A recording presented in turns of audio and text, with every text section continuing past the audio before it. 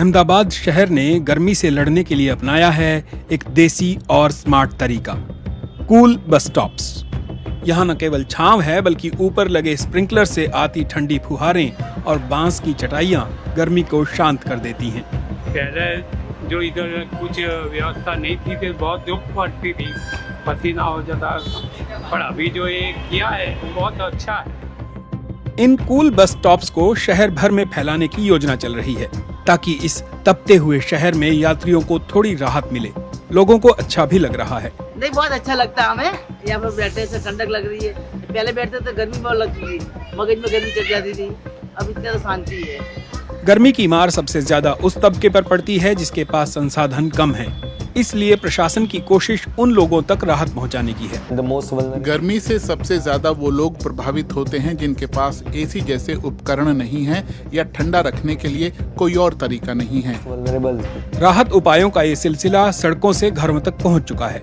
घरों को ठंडा रखने के लिए अहमदाबाद की ये पहल, जिसे नाम दिया गया है कूल रूफ्स, शहर की झुग्गी बस्तियों में टिन की सैकड़ों छतों को सफेद रिफ्लेक्टिव पेंट से रंगा गया है। तब ये पेंट नहीं हुआ था तब बहुत गर्मी लगता था अंदर। अभी ऊपर पेंट हुआ तो थोड़ा बहुत राहत मिलता है, नींद भी आती है सही से रात को, और दिन में भी अच्छा लगता है दोपहर के बाद। अभी ज़्यादा फर्क पड़ा है इससे, पेंटिंग करने से। लोग कह तो रहे हैं कि फर्क पड़ा है, लेकिन कितना और कैसा फर्क पड़ा है इसकी कोई वैज्ञानिक जानकारी उपलब्ध नहीं है। इसलिए शहर प्रशासन एक स्टडी करवा रहा है ताकि छतों को रंगने के असर को समझा जा सके।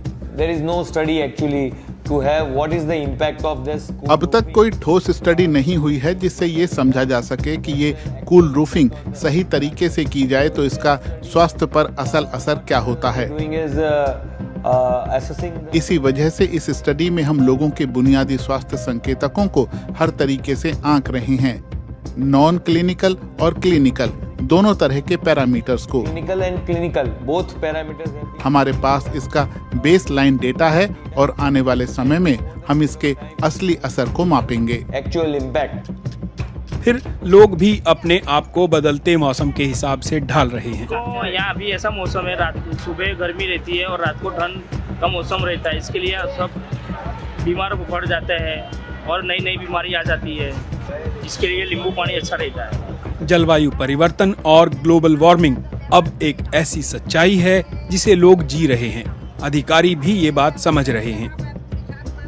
Now we are actually अब हम सच में इसके असर को महसूस कर रहे हैं और आने वाले सालों में ये हालात और बिगड़ने वाले हैं। अब हम जलवायु परिवर्तन के दौर में जी रहे हैं और इसके असर साफ नजर आने भी लगे हैं। already shown its effect. यही सच्चाई है। ग्लोबल वार्मिंग अब हमारे बस स्टॉप, हमारी छतों और हमारे घरों के भीतर पहुंच चुका है। लेकिन अहमदाबाद दिखा रहा है कि कुछ छोटे लेकिन स्मार्ट कदम कितनी बड़ी राहत ला सकते हैं।